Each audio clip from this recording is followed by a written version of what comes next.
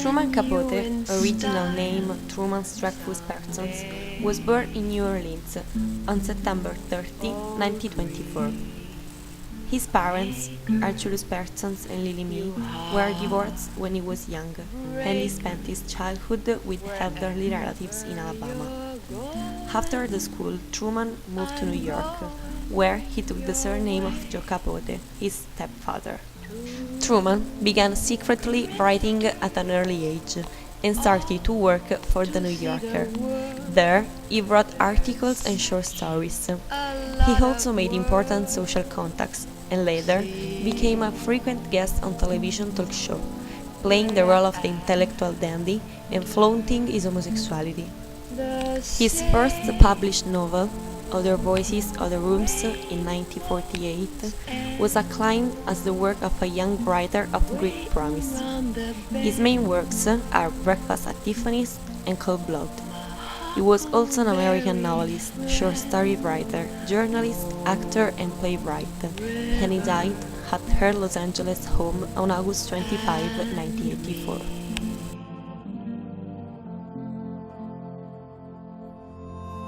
Breakfast at Tiffany is a short novel published in 1958. The story is told in first person by a starting writer, Paul. The story begins with the discovery of some photos, published in a newspaper, which at first glance portray a primitive sculpture, which will turn out to be the portrait of Holly Golightly, main character of the book.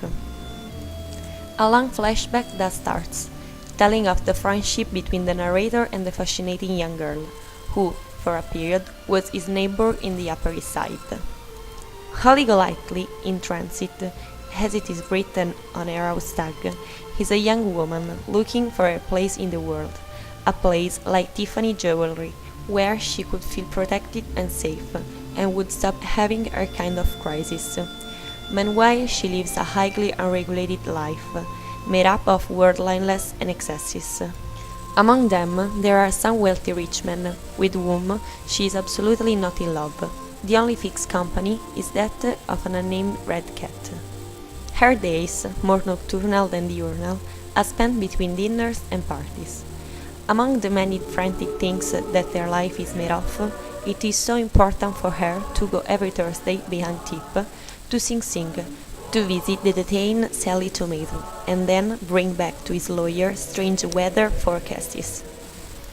What shed light on the young woman's past, of which she speaks only with a reference to her brother Fred, is when arrives an elderly man, a Texas vet, and as well as her husband, who she married when she was still a young girl, with the name of Lulami, an orphan who he had adopted together with their brother Fred. The man goes as far as New York with the intention of bringing her home, but she refused. Later, Holly gets engaged with a Brazilian politician, Jose, so kind but very attached to the political image. Soon Holly becomes pregnant with Jose, and he decides to take her with him to Brazil to marry her. When everything seems to have been decided, Holly is arrested. The weather forecast she took from Sally Tomato to his lawyer was actually spy and mafia instruction. Holly goes free, but Jose leaves her, saying that he doesn't want to be a victim of a scandal by marrying her, and she loses the baby. Holly, however, decides not to give up his departure, and so she abandons his cat on her way to the airport. Only shortly before leaving, she has some rethink, and in tears she runs to look for the cat, understanding how much they were actually tied and belonged to each other. But unfortunately, she doesn't find him.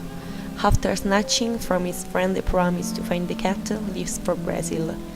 Paul will never hear Holly again, except from a single letter a few months later, but he will find the cat, who now lives with an happy family. In 1961, directed by Blake Edwards, was shot the film based on the novel, with Audrey Hepburn and George Peppard. Novel and film are extremely divergent. The film is only inspired by the book. Characters and situations are reproposed, but deeply revisited. Paul Barjack is the narrator in the book. In the film, Paul is the main character with Holly. He is always a starting writer, but without a penny, who ends up on the Upper East Side because maintained by a married woman, with whom he has a relationship. Paul's lover doesn't appear in the book at all, in the same way the film doesn't mention Joe, the bar owner, in love of Holly, but thanks to whom the book's story begins. It is in his bar that many crucial episodes of the story are set. The model Meg Wilwood, who only appears in the film at a Golightly party, is much more present in the novel. For a period of time she lives with Holly, and through their relationship and their conversations, Capote lets know that the protagonist is bisexual. In the book, the reason why Holly decides to move to Brazil with José is an unexpected but welcome pregnancy. In the film instead, there are no hints about the pregnancy. In the film, Paul falls in love with Holly, and only at the end she openly admits to love him too, and the happy ending with the famous kiss under the rain that everyone knows.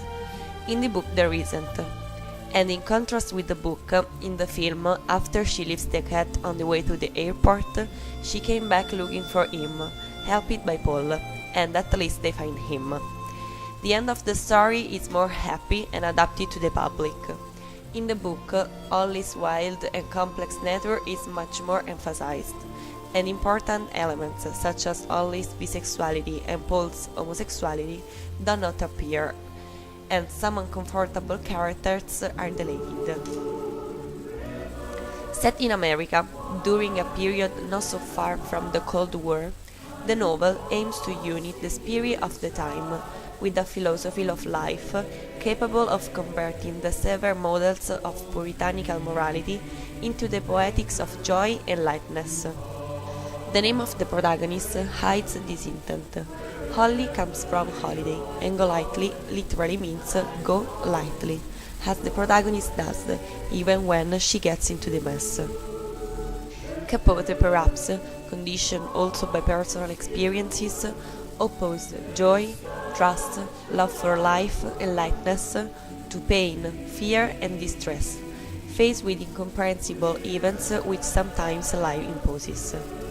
Despite the many differences between the novel and the film, what emerges most is the figure of Holly, the independence wanted by the young woman through escaping from a banal and stationary life.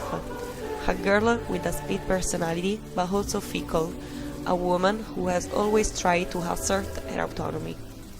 Of course, because of her difficult childhood and too early marriage, is very cynical and stubborn, inclined to a vision of life and human relationship disenchanted. Able to reveal a glossy image of herself thanks to Givenchy beautiful dresses, but even more skillful in hiding her true self. Aware of the charm she exerts on men, she doesn't hesitate to use it to obtain what she wants, even though she is totally unaware of she desires, or rather, even knowing that no one can give her the only thing she feels she needs, the sense of belonging to a place. But Holly is a wild creature who can't and doesn't want to belong to anyone. That's why is emphasized Holly bond with her cat, without a name, because like her, it doesn't belong to anyone. The protagonist is reflected in the animal. They share a wild soul that others can't wait to tame or cage. But also emerge the fragility of a woman, deeply tied to her brother Fred. Absence of ties and solitude masked by the company of those who know nothing about her. Escaped from a wedding and children, Holly is incapable of taking responsibilities. However, we must also understand the determination and the deeply hidden affectivity of a woman who is as weak as she is strong.